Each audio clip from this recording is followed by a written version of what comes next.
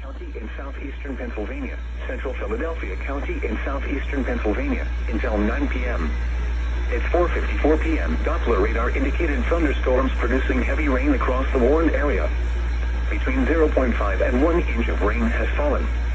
Additional rainfall amounts of 0.5 to 1 inch are possible in the warned area. Flash flooding is ongoing or expected to begin shortly. Hazard: flash flooding caused by thunderstorms.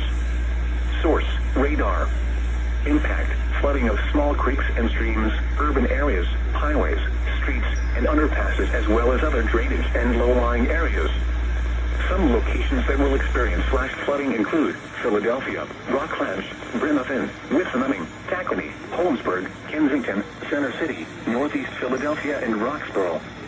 This includes the following highways: Interstate 95 in Pennsylvania between mile markers 22 and 33. Interstate 76 in Pennsylvania between mile markers 340 and 344. Interstate 676 in Pennsylvania near mile marker 0.